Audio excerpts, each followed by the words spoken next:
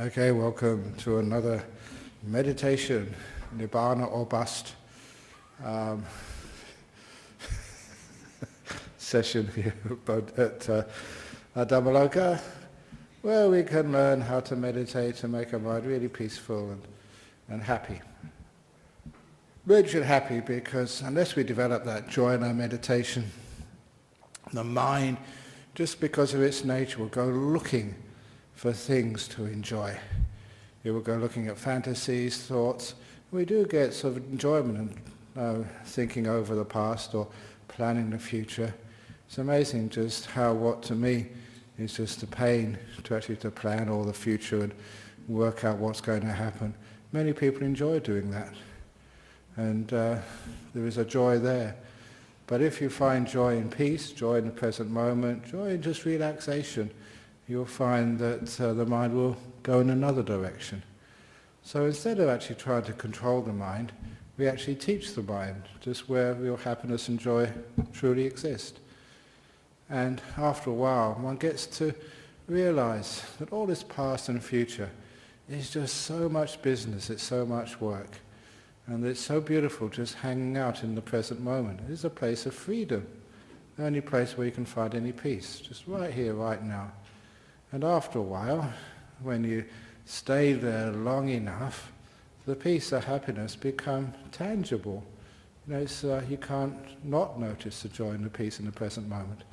Which is one of the reasons why I gave a simile some time ago. It's hard to make up similes, but the simile I came up with is, you know, the old simile of life being a journey, and you know, there's a time when you just have to sit down and rest. The trouble is finding a place where you can sit down and rest.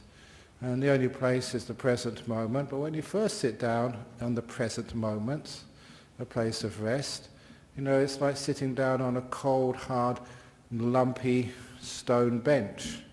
It's hard, it's cold, it's not even, so it's not comfortable to sit down at first, but it's the only place you have. So the only place you have to rest is the present moment. So you sit down there. It's not the best, but you know, at least you can rest.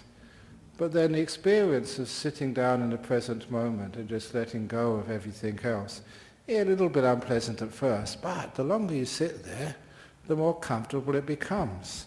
It's like the stone bench, you know, starts to warm up. So, you know, the unpleasantness of a cold seat soon disappears, and then it starts to get nice and even, so there's no bumpy bit sticking into your butt. And so that that little unpleasantness also disappears. And then after a while it gets softer and softer and softer with every minute. And so the hardness, suffering vanishes, and it becomes really, really comfortable. And that's you know, what happens when you stay in the present moment long enough. It starts off, yeah, it's not really the best place, you know, it's a bit irritating, it could be better. But if you stay there long enough, every minute you're there, the more pleasant it becomes, which is why that if you can remain in the present moment long enough, just for 5 or 6 minutes, it does become such a pleasant place to stay that you don't really want to go anywhere else. And once you're enjoying and delighting in the present moment, you know, then what happens is that it's impossible that the past and the future will come up to disturb you. Just any sort of thoughts of the past, any plans of the future, they just, you know, they can't get into your head because the delight in the present moment is too strong. This is one of the reasons why that I encourage people in the meditation at all stages to actually don't just be mindful of the body or mindful of the breath, but also make sure that you can notice the delight, the happiness, the simple joy of meditation. And I've developed that from the very beginnings of your meditation. You know, you've often heard me say that when you start sitting and you start relaxing the body, you get to a stage of like delightful relaxation. The body is just so nice and relaxed and open and peaceful. It's very delightful to experience that. And not only does noticing the delight of a relaxed body at the beginning of meditation give you a sense of happiness and a little bit of fulfillment even at that stage of the meditation, it also, the strange thing which I noticed I never expected, when I started noticing the delight of a relaxed body, the body got more relaxed. It went deeper into this beautiful state of comfort and ease. The muscles just loosened even more when I started to notice how delightful relaxation is. So not only did it get more delightful, it got more relaxed. And I notice that happens when you start relaxing in the mind as well. When you get into the present moment and you're delighting in just being free from all the busyness of your life, all the things which I have to do later on, all the decisions which I'll have to make, all the problems of the past you have to fix up. When you let that go, it's just, you're so free. Now you are like on holiday. You have got away from it all for a few minutes, and that's delightful. And I've developed, the attitude of really looking at that delight, cultivating it, cherishing it, and not just taking it for granted. And so when I notice the present moment, I go looking for the delight in the freedom of the present moment, and it comes very quickly. Once the delight is there, it is just, the stone bench is now turned into just this really, really comfortable sofa, and you can sit on there really, really comfortably. And this is actually what it's like, getting into the present moment. And so that if you can get into that present moment, it's absolutely wonderful, but develop the delight in it, and then it stays. It's the delight, the happiness stops the mind wandering off. And when I mentioned last night, I mentioned in the talk to the monks, that you can imagine your mind just like a lake, and the problem are that the waves on the surface of that lake are going up and going down, and those waves are what we're trying to smooth out, to settle down the mind so it's perfectly still without any waves or ripples on the surface. Again, that we can get it pretty calm, but then we make more waves unless we are noticing the beautiful delight. And it is also true that if ever you go up into the mountains or into the bush and you do see a lake which is perfectly still, there is a sense of beauty in just the stillness of that lake. It becomes, as I say, glassy smooth, like a mirror. And when you see a lake like that, it has a certain beauty to it, which lakes where there's waves and ripples on the surface, or ducks stirring up the surface of the water, that doesn't have that beautiful quality of stillness. There is a beauty in stillness, and we develop the awareness of that beauty of stillness. And what happens is when we notice it, and the mind being pretty still, hardly a thought going on in the head, the delight takes the stillness further. It happens by itself. So how do we make the mind go deeper into meditation? We notice the delight in each stage of the meditation. This is beautiful, this is happy. And you'll find that then the mind goes deeper into peace. And all stages of the meditation, just as a recognition of the delight, looking for it, noticing it, developing it. This is actually what takes the meditation deeper and deeper and deeper into the stillness and the peace. Because peace of mind is a great pleasure. It's not just excitement or stimulation gives you pleasure. Sometimes peace, especially the deep peace and silence, is a certain flavor of pleasure, which is why many people delight in their meditation.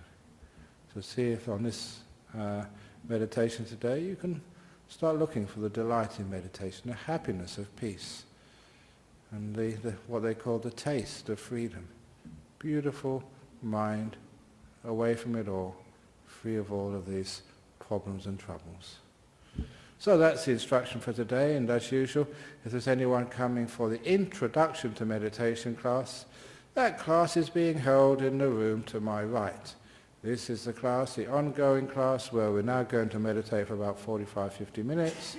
And if you haven't meditated that long before, you are going to find this is like Guantanamo Bay in a prolonged stress position, and it's not going to be fun. So please, only those who've been doing some meditation before and are ready for a long meditation. Otherwise, please go into the introduction to meditation class in the room to my right. Okay, so if you like now to get yourselves comfortable so we can begin the meditation class today. And I will be leading the first 5 or 10 minutes as usual, and then I'll be quiet to let you carry on with your own meditation. Oh, first of all, get ourselves comfortable.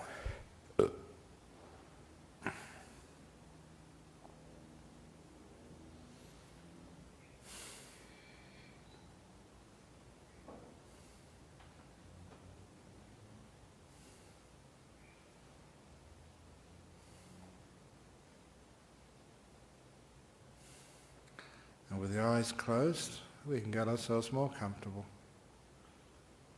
as we become more sensitive to the feelings in our body.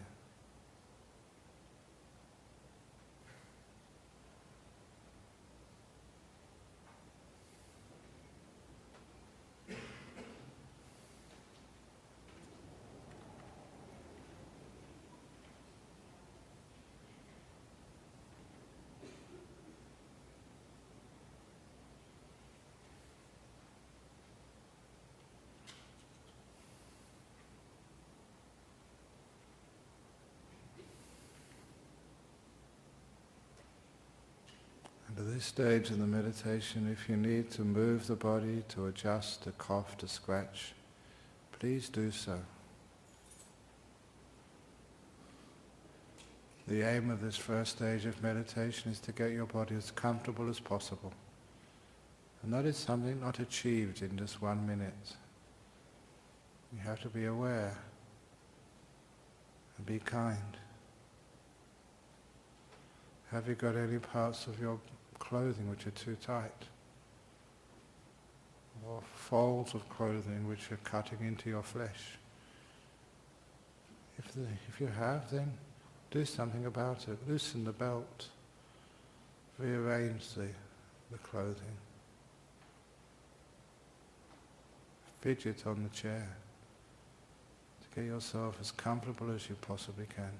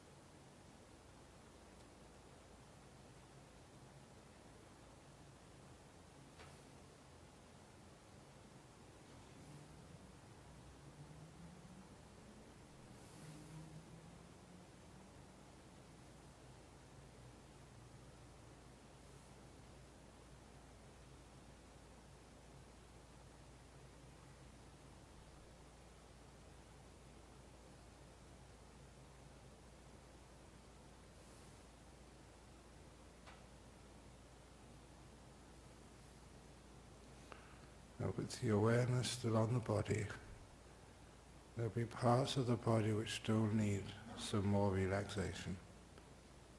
You can feel parts of the body which are tense or irritated or even painful. Feel that, just being mindful of that part of your body. And then try to give some kindness to that part of the body.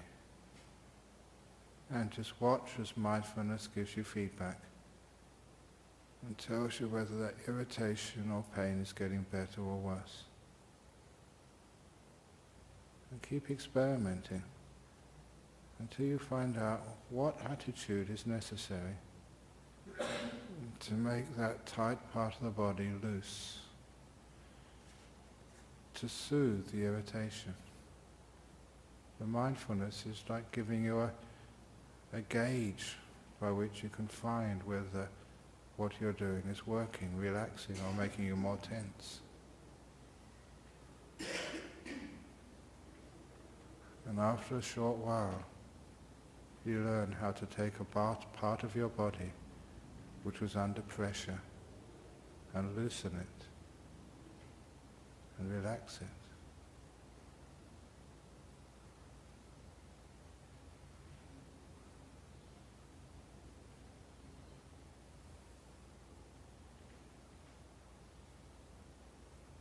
And as your body starts to become relaxed and free, with no tight places,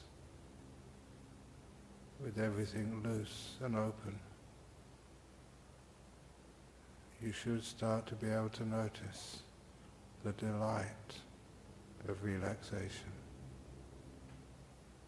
the pleasure of a body at ease, not under stress. And even if there are internal organs which have some sickness or some injury, you can even focus on those organs. Be aware of the pain or the tightness, the tension there. And see what's necessary to ease that tension, to soothe the pain, to loosen the tightness. Even in something inside your body, by being aware, by being mindful of the feelings in that area. You can even relax things right inside. You feel relaxation happening, and it is delightful.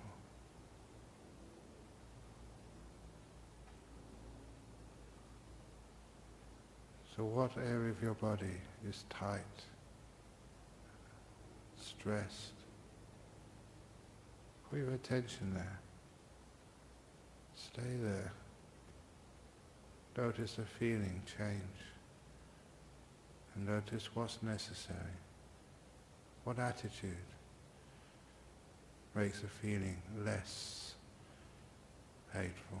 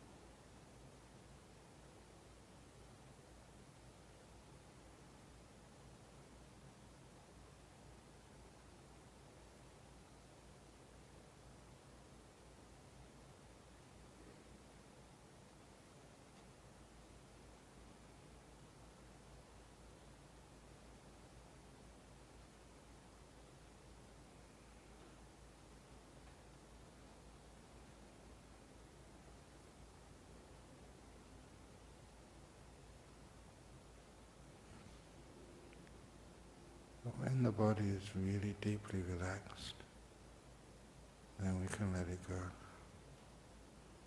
Instead, now we focus on our mental world.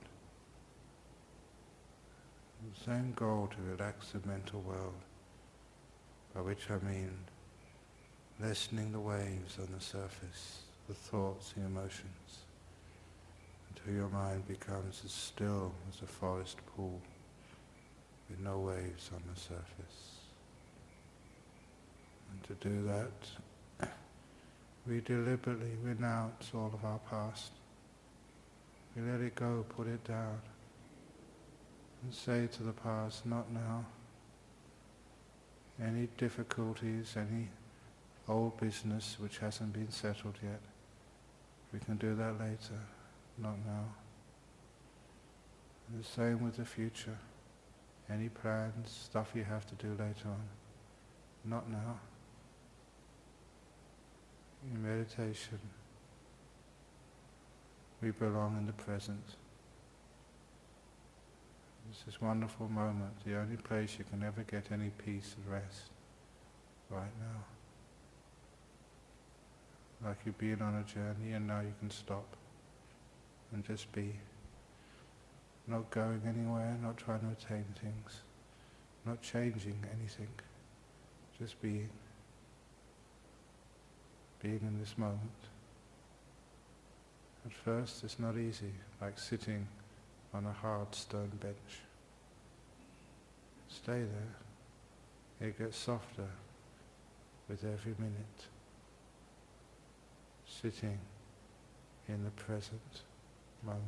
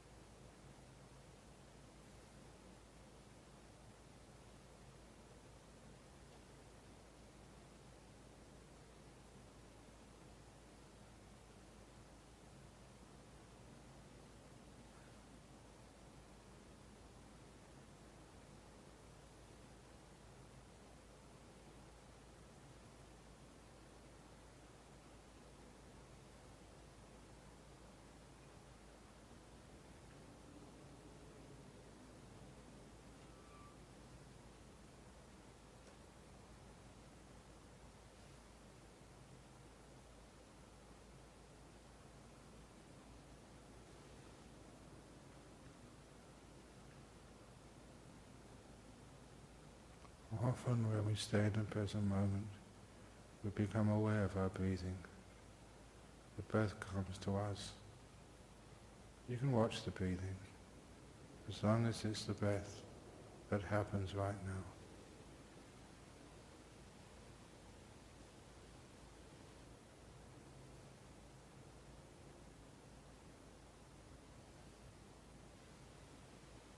And see if you can notice the delight of being free from the past and the future. The joy of the freedom from all those problems and things you have to do.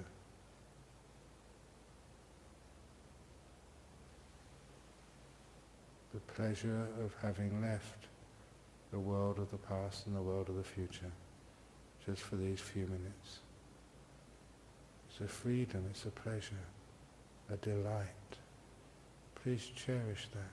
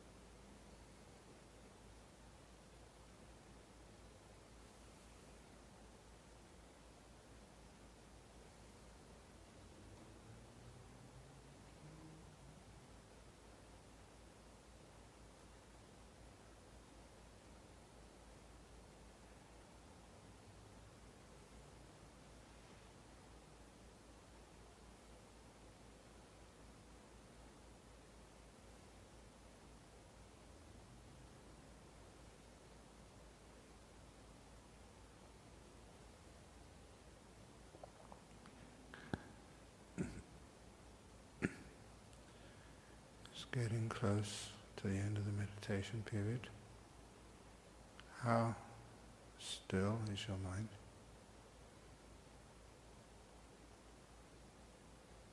And how delightful does it feel?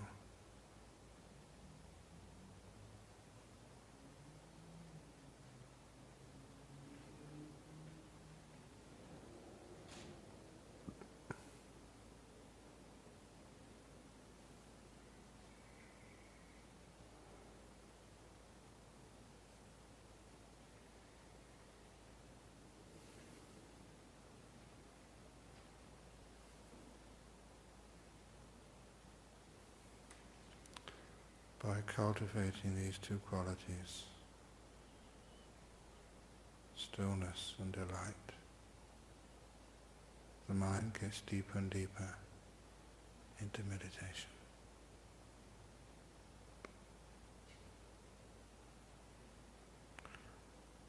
I will now ring the gong 3 times, and please listen as usual to every sound from the gong. When the last ringing vanishes, come out from your meditation.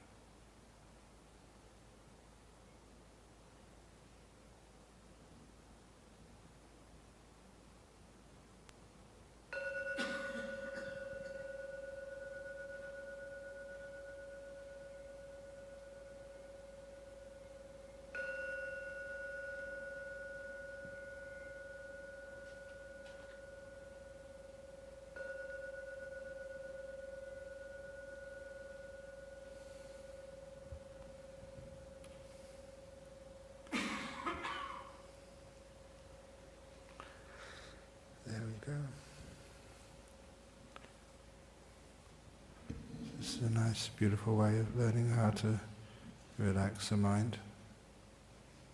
And afterwards you'll find that all those problems we put aside, they're not so important anymore. All the things which bother us at the beginning of a meditation, at the end of the meditation we put in perspective and they're not so important. So it's not as if, okay, now the meditation's over, we can start solving the problems of our past and make all the plans for our future. The more you stay in the present moment, the more what's the point? Now is where the future is being made. So by spending more time in this moment, called now, you are actually making a better, happier, more successful future. To get a successful future, you don't plan the future. You build it by being in the moment. And as far as the past is concerned, it's just a waste of time bringing it up again. The old saying, you learn from the past. You don't learn from the past. You learn from the present. So by spending more time in the now, you get wiser, more peaceful, more healthier. Everything seems to come together. And later on you'll go do your planning and stuff. But once your mind is rested and it's clear, you find you don't waste so much time trying to figure out what you're going to do when it's quite obvious what you should do. So I often say that investing time in meditation, you make it up afterwards. All the stuff and business and things we have to do in our life, we find we can get that done so quickly after we've meditated, because our mind is sharp and precise. It's just using your brain efficiently. A lot of times we don't give our brain a rest, which is why we get confused, why we waste so much time on organizing our lives. But if we can just let go and be peaceful for half an hour, or however long you have, you find your mind gets so sharp, so precise, that you don't waste time anymore. By spending time in meditation, you actually make more time in your life. So those who are busy, haven't got much time, meditate more, and you will make more time. Okay, so is there any questions from Mr. Internet? No. Is the Internet down, or is it? No. Oh, just people are so enlightened, they've got no more questions. Amazing. So any questions from people here on the meditation? Please also know that people always, they don't like asking questions in public. So if you do have questions, and sometimes people say they come here with questions they want to ask, and after the meditation they can't remember them.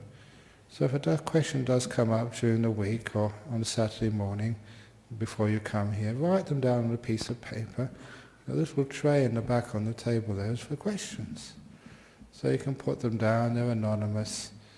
And the question which you ask, everybody else is interested in, because we all share the same difficulties and problems. So that's why the question box is usually a nice way to ask the questions. Has anyone got any comments or questions they'd like to ask? Because there's no questions in the basket, no questions on the internet. For the second time, are there any questions? For the third time, are there any questions? Going, gone. Okay, so we can actually go and have an early break. For those of you who like to go to the sutta class, there is a sutta class tomorrow. That's between 3 and 4 o'clock, 4:15. And I was just talking about what I haven't done before. And because this is my first sutta class of 2015, we were going to be talking about the first sutta, the turning of the wheel of the Dhamma, Dhammacakka. Apparently I haven't done that. At least we think we haven't done it. So anyway, that's going to be done tomorrow, the first sermon. So it's not in the big Majjhima Nikaya book, so you don't need to bring those books. I'll just photocopies enough copies for people. Okay, so that's tomorrow 3 to 4 o'clock or 4:15. Okay, now let's pay respects, do a bit of bowing, get the body moving again, and then we can finish off.